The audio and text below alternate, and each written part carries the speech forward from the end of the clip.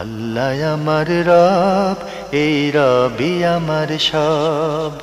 দামে দামে তুন মনে তারি অনুভব। তোমার দুনিয়াতে আমি যেদিকে তাকাই, অথই নিয়ামতে ডুবে আছি সবাই। পাক পাখালির গানে শুনি তসবিহ কলো রব, তসবিহ কলো রব। আল্লাহ আমার রব, এই রবি আমার সব। আসসালামু আলাইকুম। আলহামদুলিল্লাহ, আসসালাতু ওয়াসসালামু আলা রাসূলিল্লাহ। প্রিয় দর্শক, আপনারা যারা দেশে আছেন প্রবাসী, সবাইকে জানাই অনেক অনেক প্রীতি ও শুভেচ্ছা। শুরু হলো এনটিভি আয়োজিত এবং লাভ হেলো নিবেদিত অনুষ্ঠান আপনার জিজ্ঞাসা। আপনাদের সাথে আছি আমি জাইনুল আবেদিন আজাদ, আর আপনাদের মনে জাগা প্রশ্নের জিজ্ঞাসার জবাব দিচ্ছেন বিশিষ্ট আলেম ডক্টর মোহাম্মদ সাইফুল্লাহ। আসসালামু আলাইকুম ওয়া রাহমাতুল্লাহি ওয়া বারাকাতুহু।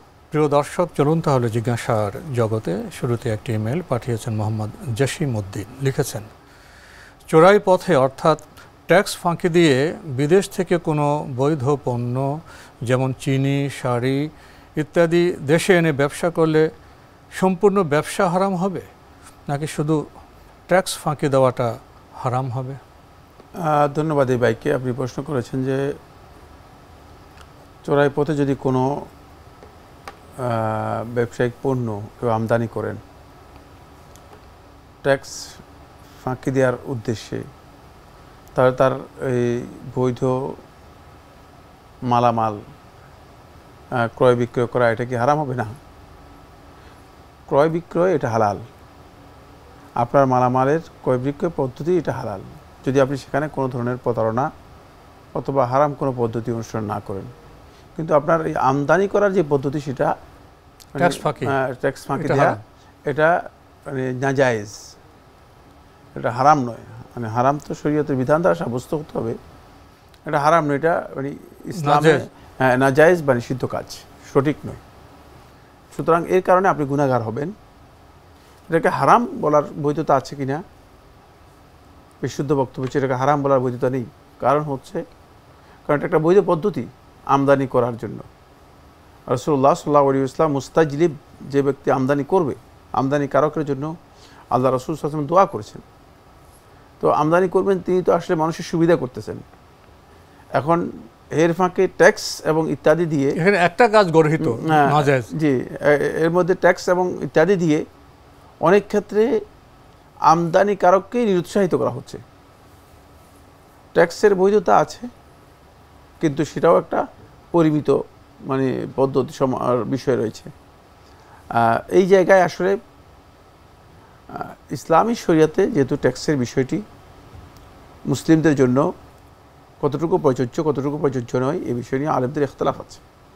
ইখতিলাফ থাকার কারণে এটি হারাম বলার কোনো বৈধতা নেই, হারাম বলার বৈধতা নেই। তবে যেহেতু একটা শৃঙ্খলা নষ্ট করেছেন, যে কোনো একটা আইন অথবা শৃঙ্খলাকে ভঙ্গ করলে তিনি গুনাহগার হবেন। এটা এক প্রকারের মাসিয়া, অপরাধ, এক প্রকারের অপরাধ হিসেবে চিহ্নিত হবে। তবে সেটা হারাম ইসলামী শরীয়তে বলা বৈধ নয়। কারণ হচ্ছে হারাম বলতে হলে সুস্পষ্ট নস বা দলিলের প্রয়োজন রয়েছে। যেহেতু সুস্পষ্ট নস বা দলিল এখানে নেই, অনেককে দেখা যায় যে ঢালাওভাবে ফতোয়া দিয়ে যাচ্ছেন হারাম বলে, এমনকি এরপরে তিনি ফতোয়া দিয়ে যাচ্ছেন যে তার বেচাকেনাও হারাম হয়ে যাবে, হারাম হয়ে যাবে। হ্যাঁ, দুটি ইসলামী শরিয়ার ফিকহের মূলনীতি অনুযায়ী মোটেও সঠিক নয়। শরিয়ার যেই মূলনীতি আছে সেই মূলনীতি অনুযায়ী মোটেও সঠিক নয়। তার কারণ হচ্ছে তিনি বৈধ প্রক্রিয়ায় জিনিস কিনে এনেছেন এবং বৈধ প্রক্রিয়ায় তিনি বিক্রি করছেন। আর ইসলাম তাকে অনুমোদন দিয়েছে ইস্তেজলাব, অর্থাৎ আমদানি করার জন্য। কোনো জিনিসকে তিনি আমদানি করবেন, আনবেন, এটা ইসলাম তাকে অনুমতি দিয়েছে। সুতরাং সেক্ষেত্রে অনুমতিপ্রাপ্ত হওয়ার কারণে মানে তার একটা লঙ্ঘন পাওয়া গিয়েছে। সে লঙ্ঘনটা হচ্ছে রাষ্ট্রীয় বিধান বা আইন, যেটা কর বা ট্যাক্স আদায়ের ক্ষেত্রে তিনি এই পদ্ধতি অনুসরণ করেন নাই। এটা তার অপরাধ হবে, কোনো সন্দেহ নেই। তাহলে তার পুরো ব্যবসাটা হারাম হচ্ছে না, জি, শুধু ওই নির্দিষ্ট জায়গায় তার অপরাধ। জি, আমরা খুবই গুরুত্বপূর্ণ বিষয়ে অবগত হলাম। প্রিয় দর্শক, আরও একটি ইমেল পাঠিয়েছেন আমির আজম খান, কলকাতা, ইন্ডিয়া থেকে লিখেছেন, সেহরি সূর্য ওঠার আগে ও ইফতার সূর্য অস্ত যাওয়ার পর হয়ে থাকে আমরা জানি, কিন্তু নরওয়ের দেশে যেখানে 6 মাস দিন ও রাত, সেখানে কিভাবে সেহরি ও ইফতার করা হয়ে থাকে? সাহরি হচ্ছে মূলত ফজর উদিত হওয়ার আগে, সূর্য নয়। তো যেহেতু আল্লাহ তাআলা স্পষ্ট করেছেন যে মানে কুলু ওয়াশরাবু হাত্তা ইয়াতাবায়্যানা লাকুমুল খাইতুল আবয়াদু মিনাল খাইতিল আসওয়াদি মিনাল ফাজর, সূরা বাকারার 127 নম্বর আয়াতের মধ্যে ফজর শব্দটি স্পষ্ট রয়েছে। ফজর উদিত হওয়ার আগে সেহরি করতে হবে। ফজর উদিত হওয়ার পরে যদি কেউ সূর্যাস্তের আগে সেহরি করেন, তার সেহরি হবে না, রোজা হবে না। সূর্য উদিত অনেক পরে হয়। হ্যাঁ, ফজরের অনেক লম্বা সময় পরে হয়, প্রায় 2 ঘন্টা, কমপক্ষে 2 ঘন্টার কাছাকাছি, বা 2 ঘন্টার চেয়ে একটু কম হতে পারে সামান্য। এরপরে আপনি একটা প্রশ্ন নিয়ে এসেছেন, সেটা জানি না আদৌ কোনো এর সাথে প্রাসঙ্গিক কিনা। সেটা হচ্ছে যে নরওয়ের কোনো কোনো দেশে 6 মাস সূর্য দেখা যায়, অথবা 6 মাস সূর্য দেখা যায় না। যেই দেশগুলোতে সূর্যাস্তের এবং সূর্য উদয়ের এই বিষয়গুলোতে ভৌগোলিক কারণে সমস্যা রয়েছে, সেই দেশগুলো পার্শ্ববর্তী যে দেশ আছে, কাছাকাছি পার্শ্ববর্তী যে দেশ আছে, সেই দেশের ওই টাইমিংটাকে ফলো করে তারা সিয়াম পালন করবে, এবং সালাত আদায় করবে। যেমন নরওয়ে যে দেশ আছে, সে দেশের পাশে কোন দেশে মানে রেগুলার টাইম অথবা সূর্য উদয় এবং অস্ত যাচ্ছে, তাহলে তারা ওই পাশাপাশি টাইমটাকে হিসাব করে সেই টাইম অনুযায়ী সিয়াম পালন করবে, সেই টাইম অনুযায়ী তারা সাহারি করবে, সেই টাইম অনুযায়ী তারা ইফতার করবে, ওই টাইমটাকে তারা মেনটেন করবে, টাইমিংয়ের ভিত্তিতে এই কাজটি করবে। এই মর্মে রাসূলুল্লাহ সাল্লাল্লাহু আলাইহি ওয়াসাল্লাম একটি সহিহ হাদিস সাব্যস্ত হয়েছে। যেহেতু সহিহ হাদিসের মধ্যে আল্লাহ রাসূল সাল্লাল্লাহু আলাইহি ওয়াসাল্লাম এইভাবে বলেছেন, সুতরাং এটি এইভাবেই করাটাই হচ্ছে সুন্নাহ, এবং এটাই বিধান। সেক্ষেত্রে টাইম এখানে সূর্য উদয় অস্তের জন্য তিনি আর অপেক্ষা করবেন না, তিনি পার্শ্ববর্তী স্বাভাবিকভাবে সূর্য উদয় অস্ত যায় সেটাকে ফলো করবেন। তিনি তো জানেন যে সূর্য উদয় হবে না বা সূর্য অস্ত যাবে না, সুতরাং সূর্য সেখানে 24 ঘন্টার দিন রাত হয় না, জি, সুতরাং সেটাকে তিনি অনুসরণ করবেন। জি, আমরা জানলাম খুবই গুরুত্বপূর্ণ বিষয়। প্রিয় দর্শক, ভাই আমির আজম খান আপনি আরও লিখেছেন যে মুসলিম গুনাহগার বান্দারা জাহান্নামে যাবে, তারা কি আর কোনো দিনই জান্নাতে প্রবেশের সুযোগ পাবে না? আর অমুসলিমদের কি হবে? গুনাহগার 2 প্রকার। একটা হচ্ছে আল মুমিন আল ফাসিক, ওই ইমানদার মুমিন যার মধ্যে গুনাহ আছে, অবাধ্যতা আছে, যিনি ফাসিক। হ্যাঁ, ফাসিক মানে তার মধ্যে গুনাহ আছে কিন্তু সে ইমানদার মুমিন। হ্যাঁ, ইমানদার মানে তার মধ্যে ঈমান আছে। যদি ঈমান থাকে তাহলে সে ব্যক্তি যতই গুনাহ করুক না কেন, যতই আল্লাহ রাব্বুল আলামিন অবাধ্য আমল করুক না কেন, এক সময় না এক সময় একটি পর্যায়ে সে তার অপরাধের শাস্তি পেয়ে তিনি জান্নাতি হবেন, জান্নাতে আসবেন। তার ঈমান যদি থাকে, খেয়াল রাখতে হবে যে ঈমান যদি থাকে তাহলে সেই ব্যক্তি অবশ্যই জান্নাতে এক সময় না এক সময় আসবেন। তবে তিনি অপরাধের কারণে, বিভিন্ন অপরাধের কারণে, গুনাহ এর কারণে তিনি জাহান্নামে যাবেন, শাস্তি পাবেন। যেমন 2টি উদাহরণ দিই। একটা হচ্ছে আলা আকুলি ওয়ালিদাইহি, ওই ব্যক্তি যে পিতামাতার অবাধ্য কিন্তু ঈমান আছে, পিতামাতার অবাধ্য হওয়ার কারণে তাকে অবশ্যই পিতামাতার অবাধ্যতার শাস্তি পেয়ে তারপরে আবার ঈমানের কারণে তিনি জান্নাত লাভ করতে পারবেন। যেমন মুদমিনুল খামর, যে নিয়মিত মদ পান করে থাকে, মদ্যপ অথবা মাদকাসক্তির মধ্যে যে নিমজ্জিত আছে, এই ব্যক্তি যদি ঈমান থাকে তাহলে সে ব্যক্তি ওই মদের যেই তার আসক্তি আছে এই কারণে সে শাস্তি পেয়ে তারপর আবার জান্নাতে আসতে পারবে। তবে যদি ঈমান নষ্ট হয়ে যায় তাহলে না। গুনাহগারের দ্বিতীয় প্রকার হচ্ছে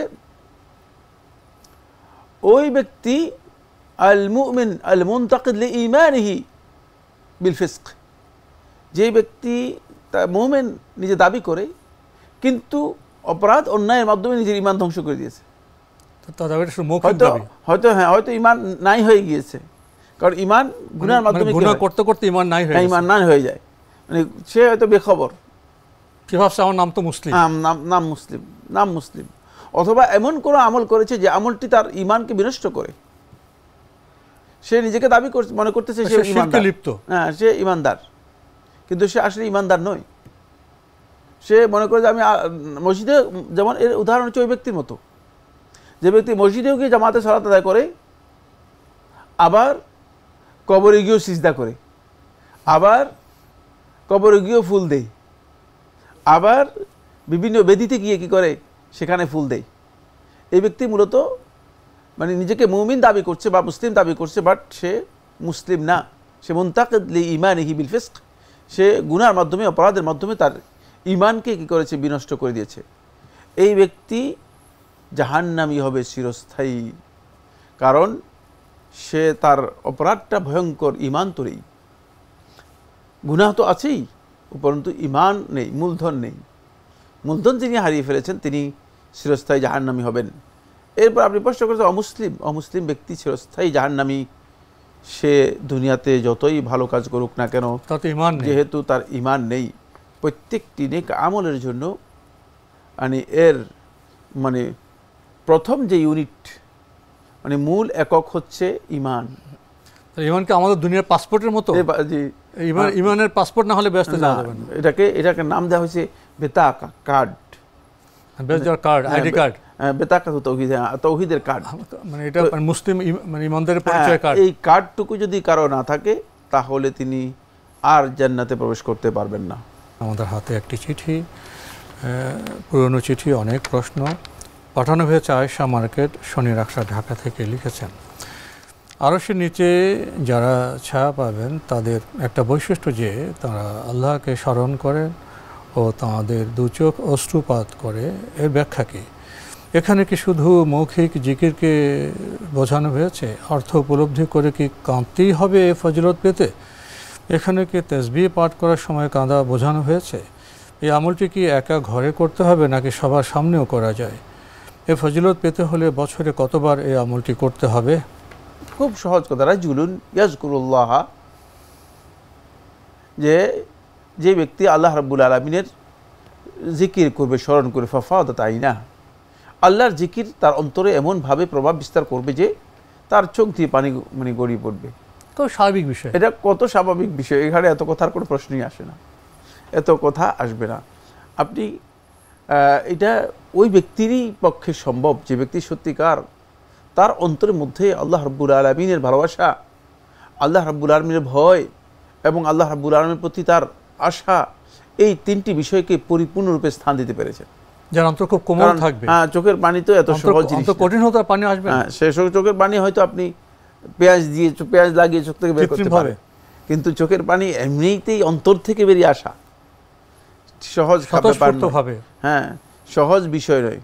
ফলে এই এক ফোঁটা চোখের পানি, চোখের দুটি ফোঁটার ব্যাপারে রাসূলুল্লাহ সাল্লাল্লাহু আলাইহি ওয়াসাল্লাম বলেছেন যে দুটি ফোঁটার মর্যাদা হচ্ছে এই, যে এটি আল্লাহ তাআলার কাছে এত মহান মর্যাদা বহন করে যে একটি ফোঁটা জাহান্নামের আগুনকে নির্বাপিত করে দেয়, নিবাই দেয়। কত পাওয়ারফুল! হ্যাঁ, কত পাওয়ারফুল! সেটা অন্তর থেকে আসা, জাহান্নামের আগুনকে নিভিয়ে দেয়। জাহান্নামের আগুন সম্পর্কে আমাদের ধারণা আছে। সুতরাং এই বিষয়টি মানে ওই জায়গায় আপনাকে যেতে হবে যেখানে আল্লাহ তাআলার ভালোবাসা পরিপূর্ণ থাকবে, যেখানে আল্লাহ তাআলার ভয়কে পরিপূর্ণরূপে অন্তরের মধ্যে স্থান দেবে, যেখানে আল্লাহ তাআলার প্রতি আশাবাদকে পরিপূর্ণরূপে নিশ্চিত করে যখন অন্তর থেকে আপনার স্বতঃস্ফূর্তভাবে আপনার আল্লাহ তাআলা জিকির করবেন, তাহলে আপনি দেখবেন যে আপনার চক্ষু অশ্রুসিক্ত হচ্ছে। শেখুল ইসলাম ইবনুল কাইয়্যিম রাহমাতুল্লাহ বলেছেন যে জিকিরের মারাতেব হচ্ছে তিনটি। প্রসঙ্গত বলে দিচ্ছি, যদি মানে এই বিষয়ে আসলে এটি না, তবে এর সাথে যুক্ত। বলেছেন যে আলা মারাতেব জিকিরের সর্বোচ্চ মারাতেব হচ্ছে যে জিকির মুখে এবং অন্তরে একসাথে সংযুক্ত হয়ে যাবে। মানে তিনি ওই কথা বলেছেন যে মানে কি বলতে চেয়েছেন, ওখানে আপনার এই মানে সমস্ত কথা এর মধ্যে আছে, যে জিকিরটুকু আপনার মুখের জিকির এবং অন্তরের সাথে এর সম্পর্ক পরিপূর্ণ যুক্ত হয়ে যাবে।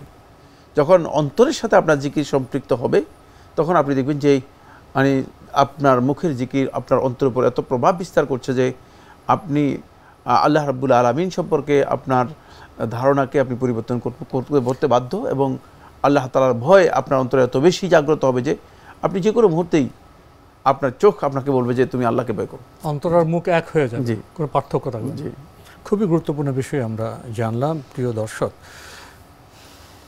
আরও লিখেছেন, ইসলাম প্রতিষ্ঠার জন্য যে যুদ্ধ, তাতে শহীদের ফজিলত পেতে চাইলে কি কেবল যুদ্ধের মাঠে অস্ত্র নিয়েই লড়তে হয়, নাকি তাদের সেবা করে, খাবার সরবরাহ করে, অর্থ দিয়েও সাহায্য করে একটা পর্যায়ে মারা গেলে যুদ্ধে সেও শহীদ হবে এবং নারীরাও শহীদ হতে পারবে? না, পরিপূর্ণ শাহাদাতের মর্যাদা আপনি পাবেন না। যিনি যুদ্ধে সহযোগিতা করবেন তিনি সহযোগিতার মর্যাদা পাবেন, যিনি পানি পান করাবেন তিনি পানি পান করার মানে মর্যাদা পাবেন। কিন্তু যদি তিনি পানি পান করাতে গিয়ে যুদ্ধে মারা যান তাহলে তিনি শহীদ, তাহলে শাহাদাতের মর্যাদা পাবেন। আর যদি কেউ এই কাজগুলো করেন, এটি খুবই ইম্পর্টেন্ট মাসআলা, খুবই গুরুত্বপূর্ণ বিষয়। যদি কেউ এই কাজগুলো করেন, যে কাজগুলো তিনি উল্লেখ করেছেন, যেমন যোদ্ধাকে সহযোগিতা করা, যোদ্ধাকে তার প্রয়োজনীয় সমরাস্ত্র বা অস্ত্রশস্ত্র এগুলো এগিয়ে দেয়া, যোদ্ধাকে পানি পান করানো, অথবা যোদ্ধার শুশ্রূষা, চিকিৎসা সেবা দেয়া ইত্যাদি ইত্যাদি, এই কাজগুলো যদি তিনি করেন তালিবান মিনাল্লাহি আযজা ওয়া জাল আশ-শাহাদা, উদ্দেশ্য হয় আল্লাহ তাআলার কাছে আল্লাহ আমাকে শাহাদাতের মর্যাদা দিবেন, আমিও তো এক প্রকার যুদ্ধ করছি, হ্যাঁ আমি যুদ্ধে অংশগ্রহণ করছি, যদি যুদ্ধে আমি মরে যাই, মানে আমার মৃত্যু হয়ে যায়, তাহলে তো আমি শহীদ, যুদ্ধে মৃত্যু হলে শহীদ, কোনো সন্দেহ নেই। কিন্তু যদি তিনি অন্তরের মধ্যে এটা পোষণ করেন, যে চান যে আল্লাহ আমি শাহাদাতের মর্যাদা এর মাধ্যমে অর্জন করতে চাই, শাহাদাতের আকাঙ্ক্ষা পরিপূর্ণ থাকে, তার যদি নিয়ত থাকে, তাহলে তিনি যদি ঘরের মধ্যে অসুস্থ হয়েও মারা যান তিনি শাহাদাতের মর্যাদা পাবেন। জি, আরও লিখেছেন, শুনেছি শহীদরা জান্নাতে সবচেয়ে বেশি মর্যাদা পাবেন, এই ফজিলত কি শুধু পুরুষদের জন্য? না, কেন পুরুষদের জন্য হবে কেন? শহীদ বলতে কি পুরুষকে বোঝায়? পুরুষ এবং নারী যারা শাহাদাত মানে লাভ করেছে তাদের সকলের জন্য। আর ইসলাম তো মানে শহীদ বলতে শুধু পুরুষকে বোঝায় একথা বলা হয়নি, ইসলামের প্রথম শহীদ হচ্ছে নারী। সুতরাং প্রশ্নই আসে না, মানে এই প্রশ্ন উত্থাপন করা হচ্ছে এটা মানে অপ্রয়োজনীয় একটা বিষয়। খেয়াল রাখতে হবে যে ইসলাম শহীদ বলতে বোঝায় নর এবং নারী যেই শাহাদাতের মর্যাদা লাভ করেছে তাকে তিনি শহীদ। কোনো ইবাদতের ক্ষেত্রে আল্লাহ কোনো না, প্রশ্নই আসে না। পুরুষদের জন্য বিশেষ বৈশিষ্ট্য দেওয়া হবে, আর নারীরা যুদ্ধক্ষেত্রে যাননি, সেবা শুশ্রূষার কাজ করেননি, তারা আহত নিহত হননি। হ্যাঁ, নারীরা যুদ্ধ করেছেন, যুদ্ধ প্রমাণিত যে মুশরিক রাদিয়াল্লাহু তাআলা আনহু যুদ্ধ করেছেন, সহিহ রিওয়ায়াত দ্বারা সাব্যস্ত হয়েছে। জি, আমরা জানলাম বিষয়টি সম্পর্কে। আপনি আরও লিখেছেন, ইসলাম প্রতিষ্ঠার জন্য যে যুদ্ধ তা কি শুধু রাসূল সাল্লাল্লাহু আলাইহি ওয়াসাল্লামের সময়ে ছিল, এখন কি কিয়ামত পর্যন্ত এ ধরনের যুদ্ধ প্রয়োজন হতে পারে? হ্যাঁ, যুদ্ধ প্রয়োজন হবে না। কেবল রাসূল সাল্লাল্লাহু আলাইহি ওয়াসাল্লামের যুগে যদি ইসলাম প্রতিষ্ঠার যুদ্ধকে নির্দিষ্ট করে দেওয়া হয়, এর পরবর্তীতে কত যুদ্ধ হয়েছে মুসলমানরা কত শত যুদ্ধে অংশগ্রহণ করেছে। বরং রাসূলুল্লাহ সাল্লাল্লাহু আলাইহি ওয়াসাল্লাম সহিহ বুখারী হাদিসের মধ্যে বলেছেন যে লা হিজরাতা বা'দাল ফাতহি, তোমাদেরকে এই কথা স্পষ্ট করে বলে যাচ্ছি যে মক্কা বিজয় হয়ে যাওয়ার পরে মক্কা থেকে মদিনায় যে হিজরতের আমি বিধান দিয়েছিলাম, এর যে অব্লিগেশন দেওয়া হয়েছে তোমাদের উপর, সেটা উঠিয়ে নেওয়া হয়েছে। মক্কা থেকে মদিনায় আর তোমরা হিজরত করতে বাধ্য নও, কারণ এখন মক্কা মুসলিম রাষ্ট্র হয়ে গেছে, মুসলমানদের দখলে চলে আসছে। সুতরাং মক্কা থেকে মদিনা আর হিজরত করার প্রয়োজন নেই। লা হিজরাতা বা'দাল ফাতহ, মক্কা বিজয়ের পরে আর হিজরতের প্রয়োজন নেই। ওয়ালাকিন জিহাদুন ওয়া নিয়া, তবে জিহাদ এবং নিয়ত এই দুটা কিয়ামত পর্যন্ত অব্যাহত থাকবে। অব্যাহত থাকবে। হ্যাঁ, তো এই বার্তা নিয়ে আমরা আজকের অনুষ্ঠান শেষ করতে যাচ্ছি। আপনাকে অনেক ধন্যবাদ। আপনাকে অনেক ধন্যবাদ। প্রিয় দর্শক, আমরা দেখছিলাম এনটিভি আয়োজিত এবং লাভ হেলো নিবেদিত অনুষ্ঠান আপনার জিজ্ঞাসা। আমাদের এই অনুষ্ঠান আপনারা এনটিভি অনলাইনেও দেখতে পারবেন। ভিজিট করুন www.ntvbd.com। এছাড়া ইউটিউবে এবং আমাদের ভেরিফাইড ফেসবুক পেজে অনুষ্ঠান দেখতে পারবেন। আজকে শেষে আমরা শহীদ সম্পর্কে, জেহাদ সম্পর্কে কথা শুনেছি। বর্তমান সভ্যতায় জেহাদ সম্পর্কে অনেক ভুল ধারণা আছে। এটাকে বলা হয় ধর্মযুদ্ধ। জেহাদ হলো আল্লাহ সন্তুষ্টির উদ্দেশ্যে অব্যাহত যে প্রচেষ্টা, যে সংগ্রাম, সেটা। এবং আরও ভুল ধারণা আছে যে প্রশ্নের মাধ্যমে এসছে জেহাদ শুধু বোধহয় পুরুষরা করবে, নারীরাও জেহাদ করবে, নারীরাও শহীদ হতে পারেন। ইসলামের কোনো আবাদতই, সেটা জেহাদ হোক বা অন্য আবাদত, শুধু পুরুষ বা নারীর জন্য সীমাবদ্ধ নয়। মুসলিম নর হোক নারী হোক, একই বিধান, সবার জন্য ইসলামের নেয়ামত অবারিত। চিঠি লিখুন, প্রশ্ন পাঠান আমাদের ঠিকানায়। পরিচালক আপনার জিজ্ঞাসা, এনটিভি, বিএসসিসি ভবন, ৭ম তলা, ১০২ কাজী নজরুল ইসলাম অ্যাভিনিউ, কারওয়ান বাজার, ঢাকা ১২১৫। ইমেল অ্যাড্রেস আপনার জিজ্ঞাসা @ntvbd.com। মহান আল্লাহ আমাদের সবাইকে নিরাপদে রাখুন, রাখুন শান্তিতে। আসসালামু আলাইকুম। আল্লাহ আমার রব, এই রবি আমার সব, দামে দামে তুন মনে তারি অনুভব। তোমার দুনিয়াতে আমি যেদিকে তাকাই, অথই নিয়ামতে ডুবে আছি সবাই। পাক পাখালির গানে শুনি তসবিহ কলরব, তসবিহ কলরব। আল্লাহ আমার রব, এই রবি আমার সব।